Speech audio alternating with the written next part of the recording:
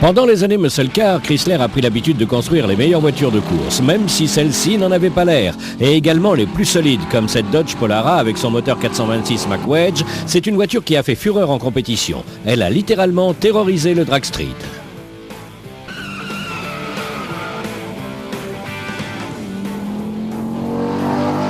Cela n'a bien sûr pas amusé tout le monde, mais si vous étiez un fan de Chrysler, c'était un peu votre raison de vivre. Ils ont vu l'opportunité d'améliorer les capacités de cette voiture en l'inscrivant lors de compétitions. La plupart des pilotes étaient les bras cassés et ils adoraient faire la course avec ces voitures. Quand les courses départ arrêtées ont commencé, cela concernait principalement les dragsters et personne ne prêtait une grande attention aux courses de voitures de série.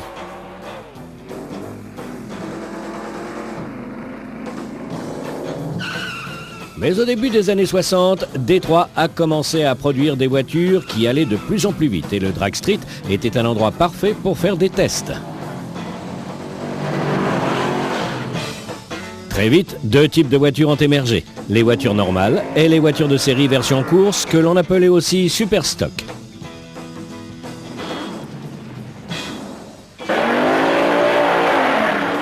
À la fin des années 60, les superstocks sont devenus très populaires en compétition et c'est Chrysler qui en fabriquait le plus.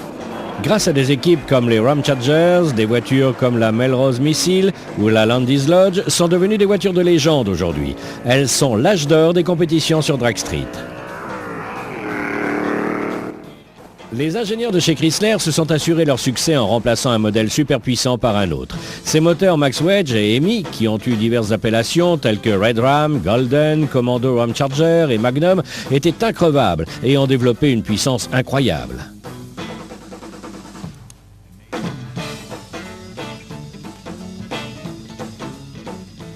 Quand Chrysler a mis ses moteurs sur des voitures plus légères, ils ont créé de superbes bolides de course et également des voitures que tout le monde pouvait s'offrir. Herb McCandless a passé 35 ans à construire et à piloter les Chrysler en travaillant main dans la main avec les ingénieurs. Il considère que c'est grâce à leur travail que ces voitures ont vu le jour.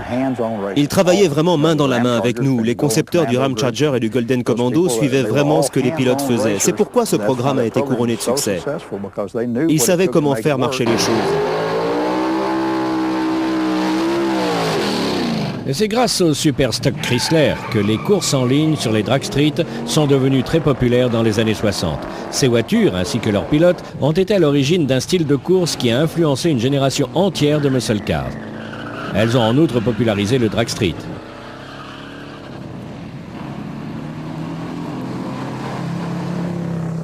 Ils étaient les leaders sur le drag street. Ils allaient aux courses dans l'unique but de gagner.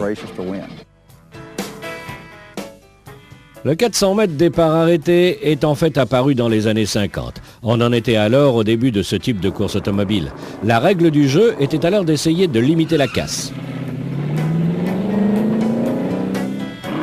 Les courses du samedi après-midi avaient lieu sur tous les drag street du pays. La question éternelle était bien sûr de savoir quelle voiture était la plus rapide, question qui motivait les pilotes, les spectateurs et les grandes marques telles que Ford, Chevrolet, Pontiac, Oldsmobile et même Studebaker.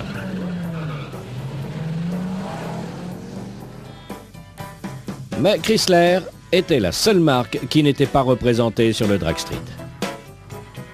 Pour réussir en drag street, il faut un bon rapport poids-puissance. Et même avec les critères des années 50, les Chrysler étaient de véritables tanks.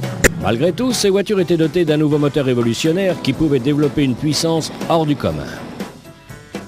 Le pilote de légende Don Garlits, que l'on appelait aussi Big Daddy, se souvient de la première fois où il a vu ce moteur chez un concessionnaire Chrysler. J'étais en train d'aller au boulot avec un pote et on est passé devant un concessionnaire Chrysler. On a repéré une grande affiche sur la devanture avec un grand V8 180 chevaux écrit dessus. J'ai dit à Grady d'arrêter la voiture. Il me semblait que quelque chose clochait, il fallait qu'on aille voir ça de plus près. On a fait demi-tour pour aller voir ce concessionnaire, on lui a demandé si cette affiche n'était pas une erreur. Il était guère probable que Chrysler se soit mise à fabriquer des V8. Un moteur bien gonflé ne pouvait faire que 175 chevaux. Alors vous pensez bien qu'un moteur normal ne pouvait pas en faire 180.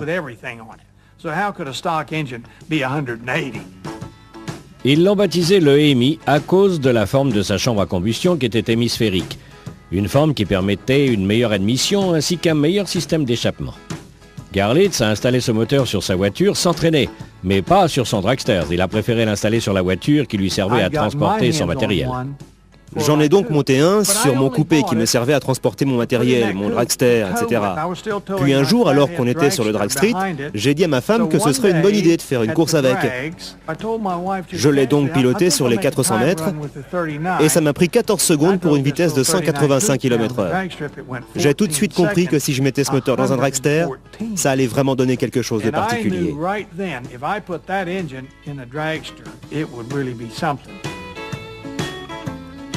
Très vite, le moteur EMI est devenu le moteur pour dragster.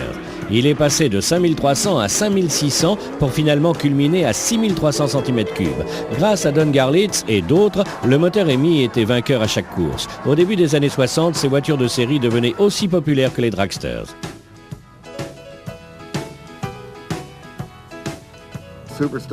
Les Superstock ont fait un grand bond en avant au début des années 60 grâce aux courses NHRA de Détroit, auxquelles Pontiac avait convié les cadres de chez General Motors. Ils ont démontré que ces voitures plaisaient au public et qu'il y avait moyen de les lui vendre grâce à la course. Et c'est exactement ce que Ford et General Motors ont fait. La Galaxy Superstock a battu des records sur le drag street et dans les salles de vente. Finalement, à la fin de l'année 61, Chrysler a décidé de se mettre dans le bain avec la toute dernière Dodge 62 qui avait bien les allures d'une grande coursière.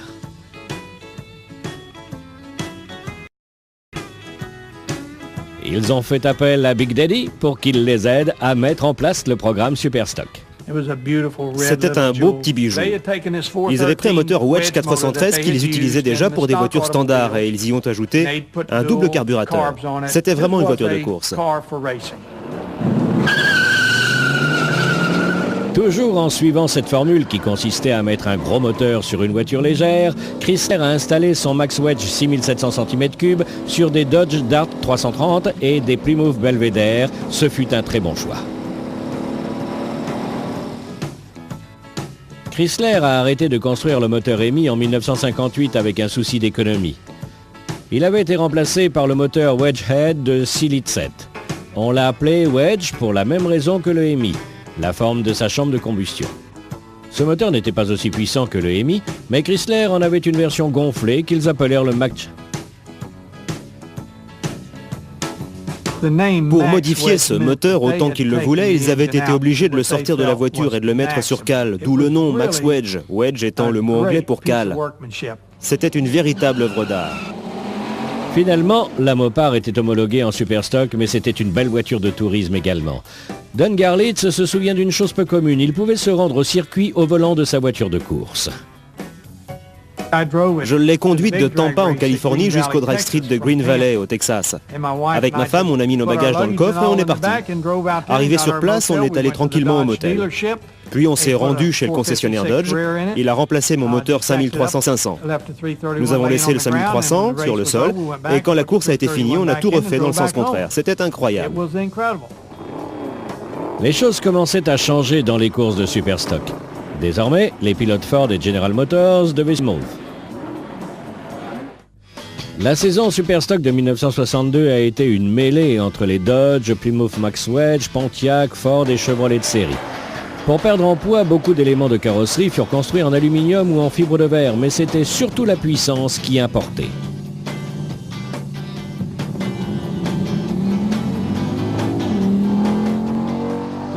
Ils ont vraiment dominé ce sport. Quand ils ont présenté les gagnants en 1962, c'était tous des killers. Ça a mis toutes les usines sur le pied de guerre pour produire des versions de courses spéciales. C'était toute une époque.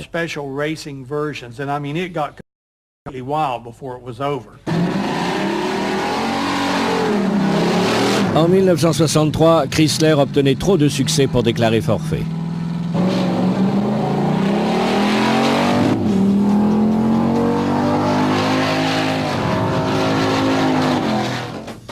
Même si le Max Wedge 413 de 6700 cm3 avait bien cartonné cette année-là, on l'a fait passer à 6800 cm3 et équipé de plus de pièces à vidotier.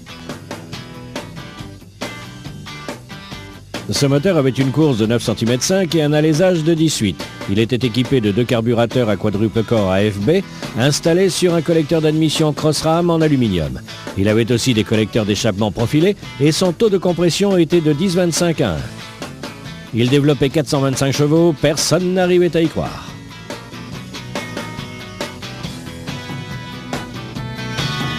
Ces mopards n'étaient pas imposants par leur taille, mais plutôt par leur performance. Les Pontiac Super Duty et les 409 Impala étaient des voitures bien aménagées. En revanche, les Polara et les Belvedere étaient aussi confortables qu'une cabine téléphonique. Cet intérieur ne recevra jamais de prix pour son luxe, mais cette voiture suffisait pour faire des courses. Ce manque de confort a également contribué à en faire une voiture légère, elle pesait moins de 1,5 tonne. Cette année-là, les mopards allaient pouvoir perdre encore plus de poids. L'équipement de course comprenait en effet beaucoup de parties en aluminium. Les ailes, le capot, les portes et le pare-choc avant. Le plus beau dans l'histoire, c'était que vous pouviez acheter cette voiture chez votre concessionnaire Dodge ou Plymouth. Il n'y avait pas besoin de magouiller. Il vous suffisait juste de passer commande chez votre concessionnaire et c'est de cette façon que le père de Dwayne Fetzer a acquis son Dodge Max Wedge 63.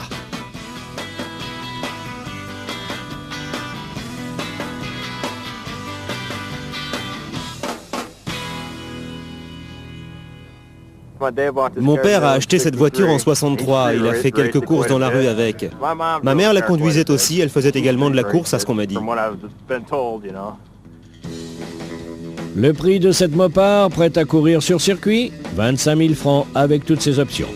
La radio, les essuie-glaces à 2 vitesses, la direction assistée et bien sûr le moteur Ramcharger. Ce que j'aimais bien dans ces courses de Superstock Drag à l'époque, c'est que ça se faisait dans un bon esprit. Vous n'aviez pas besoin d'avoir d'énormes moyens pour être dans la course, il vous suffisait de vivre votre passion. La mopar aura donné des ambitions à bon nombre de jeunes qui se lançaient dans la compétition. Mon histoire favorite est celle de Dick Dyke de Sioux City dans l'Iowa. À 23 ans, il s'est offert un Dodge Superstock. Il en a modifié les suspensions arrière, les pignons de la boîte automatique, il a ajouté des collecteurs et sa boîte a marché à merveille. Il a emmené cette voiture aux compétitions nationales NHRA et il a battu tout le monde. Il a fini premier au Top Stock Eliminator. Ça ne lui a pas rapporté des masses d'argent et n'importe qui aurait pu gagner. En 1964, il y avait toujours de la place pour des vainqueurs de ce style en Superstock.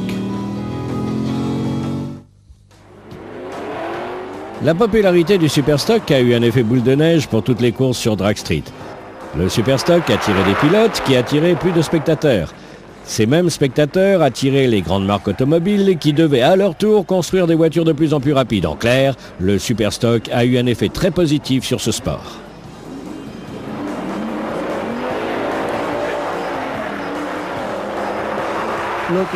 En y regardant bien, les courses sur drag étaient en pleine mutation.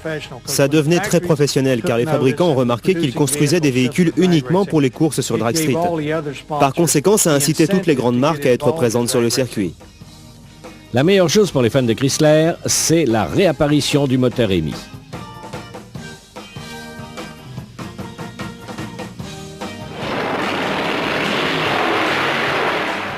Après 6 années de repos, le EMI était de retour. Pour venger son absence, Chrysler l'avait sorti de sa retraite pour gagner les courses de NASCAR, mais ce sont les dragsters qui s'en sont emparés. C'est à cause ou grâce à ce moteur que le champion de Superstock Bullet Bob Reed a préféré la mopar à la cheville. Un jour que j'étais assis autour du drag de Tampa, Beecher Wyatt a descendu une Plymouth Savoie 64 avec un moteur EMI de la remorque d'un camion. Quand il a démarré cet engin, mon père m'a dit que je pouvais bien me débarrasser de mon 6500 cm3, car c'était déjà un moteur dépassé. Le nouvel EMI de course était supérieur au premier EMI sous bien des angles. Il s'agissait d'un wedge block 6800 cm3 avec un alésage et une course de 18 sur 9,5. Son taux de compression était de 12,5 à 1. Le moteur EMI était également conçu avec un abracam plus résistant et un tout nouveau collecteur d'admission sur lequel étaient montés 2 carburateurs quadruple corps. Ce nouveau Tigre était tellement puissant que les problèmes de moteur appartenaient désormais au passé. À l'époque, j'allais souvent à l'atelier de Cotton Owens et voilà ce qu'il faisait. Il faisait tourner ses moteurs de 420 chevaux à 7000 tours minute pendant qu'il allait manger. Si le moteur marchait toujours quand il revenait, c'était que le moteur était bon. Grâce au moteur et au Max Wedge, les drag street étaient devenus des cours de récréation pour les pilotes de Mopar. Mais c'est surtout dans la rue que les choses ont changé. En 1964, General Motors s'est aligné sur la politique de Chrysler en fabriquant des voitures plus légères avec de gros moteurs. Contrairement aux voitures Mopar, ces voitures étaient bourrées d'options et plaisaient énormément aux jeunes. On les appelait les muscle cars.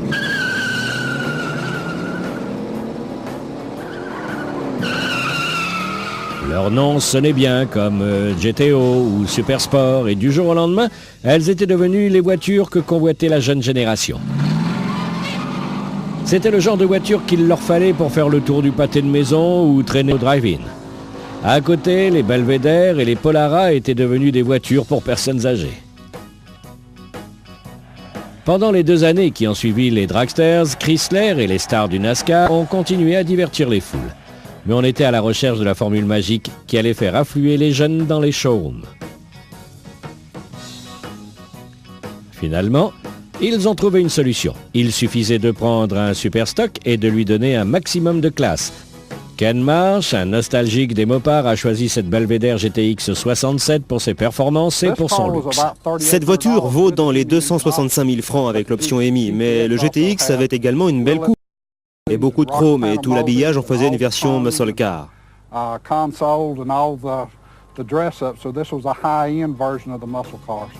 Des voitures comme cette GTX 67 étaient légères. Elles avaient une allure sportive et elles étaient aussi luxueuses qu'une Chrysler impériale. Mais avec le moteur Super Commando 7000 cm3 standard ou l'option Street EMI 6800 cm3 sous les capots, ces voitures se faisaient rarement doubler. Mais les fans de Mopar avaient encore quelques belles années à vivre. Depuis les débuts du Superstock, les pilotes Mopar ont beaucoup fait pour la nouvelle technologie. Nous avons remarqué que toutes les voitures que nous avons testées et pilotées allaient devenir les modèles produits en masse quelques années plus tard.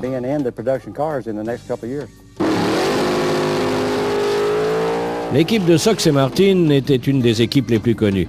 Leurs voitures rouge, blanche et bleue étaient des Chrysler. Ronnie Sox se souvient de la façon dont Chrysler a développé le concept. Chrysler a gagné beaucoup plus d'argent qu'ils n'en ont dépensé dans les courses, bien plus que Ford ou Chevrolet ne pouvaient espérer. Ils ont vraiment fait du bon boulot.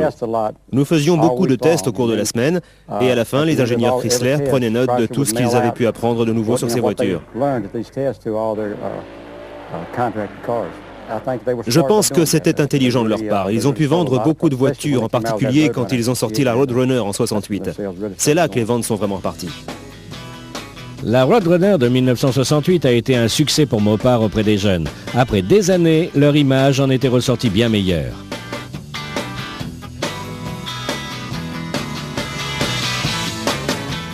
Le leitmotiv de la Roadrunner, c'était de la vitesse bon marché. La voiture a en effet été conçue pour atteindre les 160 km/h sur 400 mètres. Vous pouviez l'acquérir pour la modeste somme de 21 000 francs. Pour ce prix, vous aviez le droit à une banquette à l'avant, des tapis de sol en caoutchouc. Ce n'était pas un habitacle grand luxe. Les jeunes l'adoraient pour ses insignes représentant Bip Bip et son klaxon qui faisait le célèbre Bip Bip du dessin animé. Plymouth a vendu 46 000 Roadrunner en 1968 grâce à une formule qu'il avait abandonnée en 1962. Elle consistait à mettre un bon moteur sur une voiture légère et de la faire courir sur le drag street.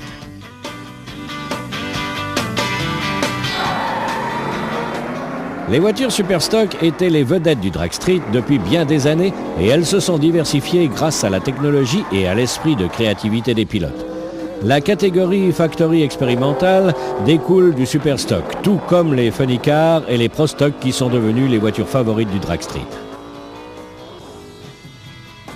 Mais ces Dodge et ces Plymouth du début des années 60 ont toujours une place dans le cœur et dans la mémoire des gens. Dan Dvorak faisait partie de ces jeunes qui possédaient une Max Wedge Mopar, avant même d'avoir l'âge de conduire, et aujourd'hui il est l'un des meilleurs pilotes de Mopar et aussi un des meilleurs constructeurs de Mopar. Je remercie Dieu tous les jours, c'est la plus belle chose qui me soit arrivée et je n'ai jamais pensé que ça aurait pu se produire. J'ai commencé en 1963 avec une stock automatique C de 62 et 35 petites années après, je possède une stock automatique classe A. Et je n'ai pas encore fini, je veux encore aller plus vite.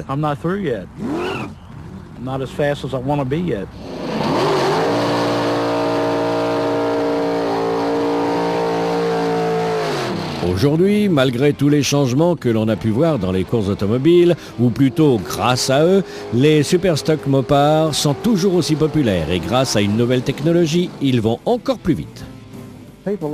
Les gens aiment toujours ces voitures de 68 avec leurs jantes arrière extra larges. C'est amusant à voir et à conduire. J'adore les conduire.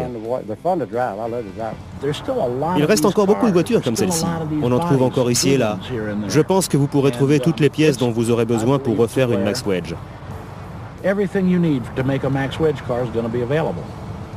Donc j'espère que nous pourrons doubler le nombre de ces voitures dans les 10 ou 15 prochaines années.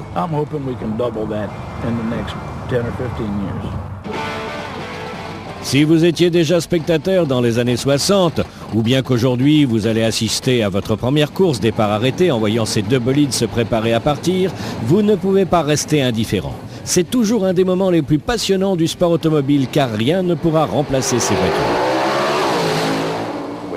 Si vous avez une EMI, c'est un peu différent. J'ai toujours dit qu'il y avait deux types de passionnés, ceux qui ont une EMI et ceux qui veulent en avoir une. C'est aussi simple que cela. C'est un proverbe qui parle de lui-même. Merci de nous avoir suivis et souvenez-vous de notre devise. Ne les mettez pas à la casse, restaurez-les.